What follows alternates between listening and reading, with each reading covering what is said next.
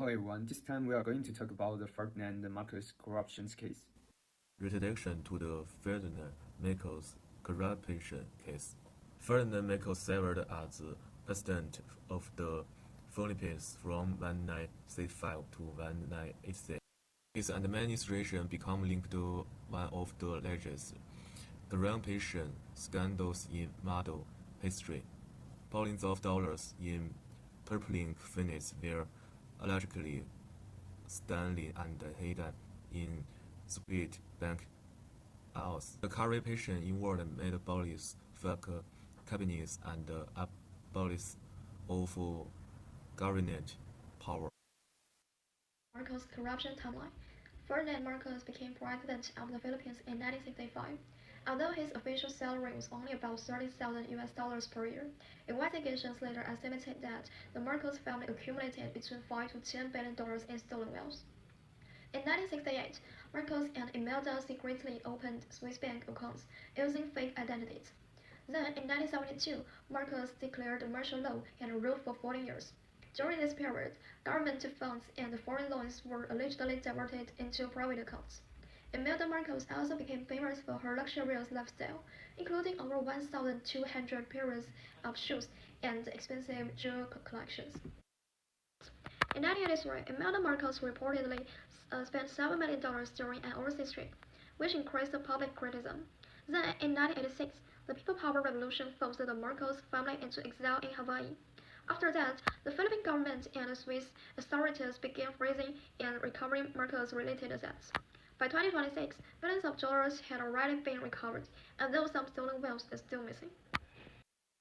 Factors contributing to the offense. Marcos' era large-scale corruption stemmed from individual, organizational, and external factors. For individual factors, personal greed, power pursuit, and weak ethics drove Marcos and allies to embezzle public funds and take kickbacks, with concentrated power encouraging authority abuse. For organizational factors, weak institutions, opaque finances, and ineffective oversight let corruption thrive. Widespread cronyism instilled loyalists in key posts, normalizing graft in government. For external factors, the 1972 Material Law eroded democratic checks while limited international security. In economic inequality and political instability enabled unregulated corruption.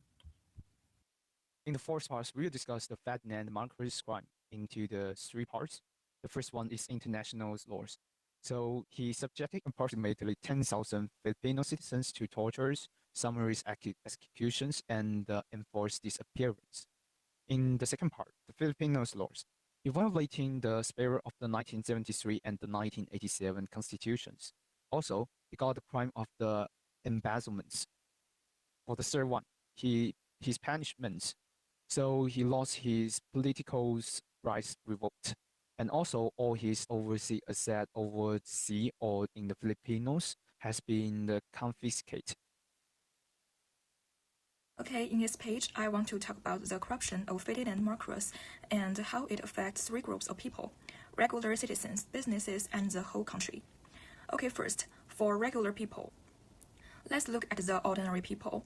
If you spoke against Marcos, you could get arrested or even hurt. There was no real freedom of speech. Also, the government stole money that should have been used for schools or hospitals. So the people suffered while the leaders got rich. Okay, next, let's talk about businesses and organizations.